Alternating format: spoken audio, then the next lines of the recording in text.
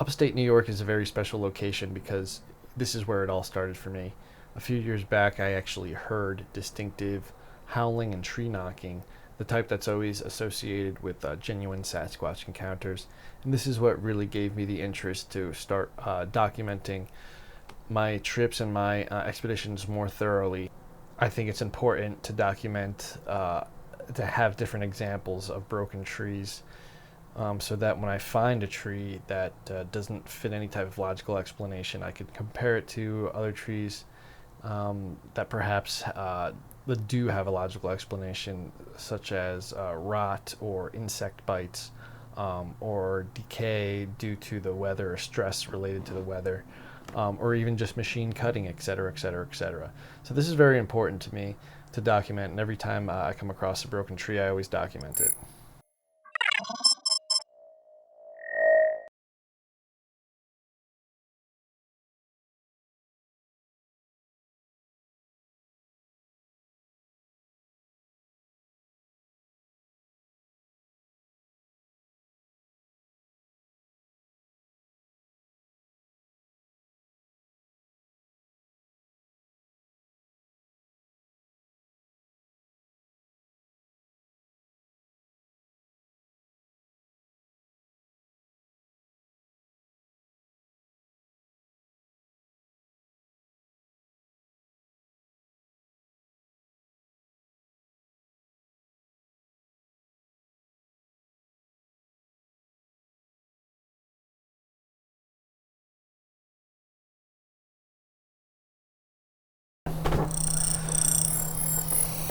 Hi, and welcome to an all-new episode of Out There with Cisco and Cricket. This is Season 2, Episode 3, and this is a really great episode. We're going to be going to upstate New York.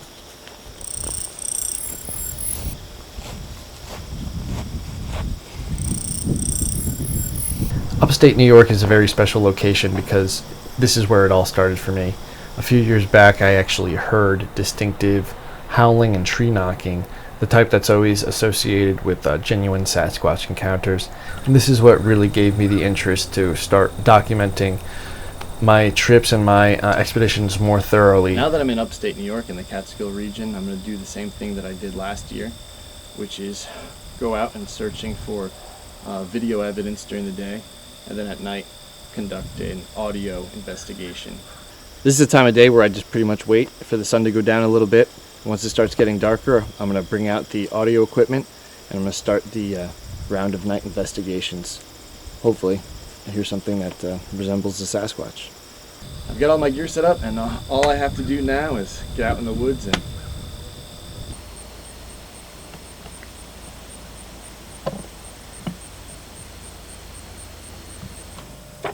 looking for Bigfoot is something that's so much fun, especially when you have something like this teepee to do inside of. It's a great way to camp. And now that the weather's so moderate this time of year, September, it's actually a really great time to get yourself out there in the woods, take a hike, bring a camera, and who knows, maybe you can catch a glimpse of something. I know I sure hope to. And I set up the teepee that I made, and that serves as a home base, as a command center of sorts. And I usually have a camera mounted on the top of one of the teepee poles. And this time going around, I'll be using a drone for some aerial footage to survey the surrounding area from an elevated perspective.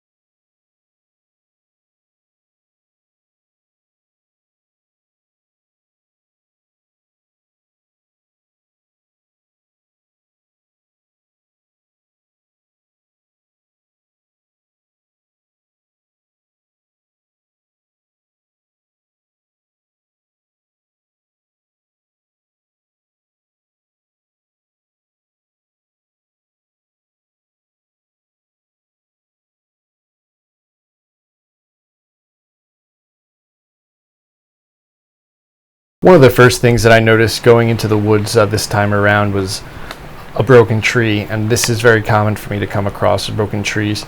And every time I do, I like to take a moment to take a few photos and take some video, and just to document the tree and how it broke, no matter whether I think it was from a Sasquatch or not.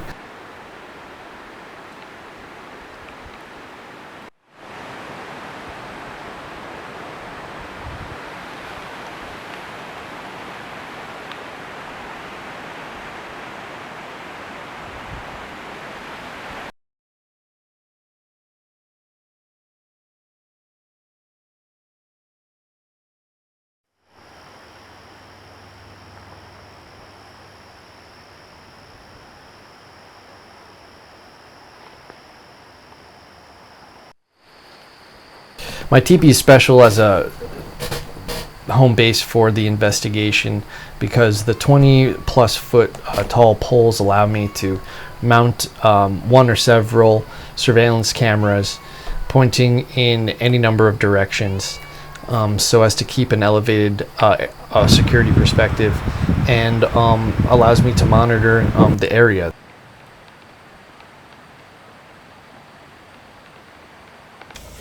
Mother Nature here. Has your baby tried Gerber purees? Every jar and pouch is... It's definitely spooky sometimes when I'm out there alone. By myself, you can't explain it until you've actually done it. Once the sun sets, and even before the sun sets, you're surrounded by woods and thick overgrowth, the sound of nature, perhaps deer or bear walking around somewhere. And for the most part, it's a pretty safe atmosphere. The animals don't bother you, but there definitely is that underlying sense that something might be watching you. And that's always been the allure for me, camping in upstate New York, and just spending time outdoors in general, in the summertime especially. Your imagination runs wild, and that's the great thing about hunting for Bigfoot, is that at the end of the day, it's still just fun, even if you don't come up with any actual evidence. This trip was especially notable because it was the first trip that I had going on a small road trip with my van as opposed to my Jeep. The first night before I had my teepee up, I actually camped in my van on a mattress, and that actually adds a lot of value to my camping excursions, just to be able to have this satellite location of sorts in case the weather turns extremely extreme, and it gives me a place to duck out, so to speak. Also, it's great because it has the potential to be somewhat of a surveillance van. This trip actually ended up turning out to be a very useful trip upstate, and it gave me some insight as to how I could better utilize my van, how I can better utilize my teepee, how I can put all my tools together and allow everything to come together to do a better job, really, at finding the evidence that I'm looking for the existence of a Gigantopithecus existing in northeastern America. And every time I go out, I do it a little bit bigger, I do it a little bit better, and I do it a little bit more efficiently. And the results I come up with, the footage I come up with, continues to be better and better, I think, in my opinion. That's what it's all about, is to keep trying and to develop a system, a pattern, and repetition, and with practice comes perfection. And so while I didn't really come up with any evidence of existence of Sasquatch this time around, I'm going to continue to be persistent, and somewhere down the road, I'll have better luck. So that's it for this episode. Make sure you stay tuned for the next episode of Out There with Cisco and Cricket. See you next time.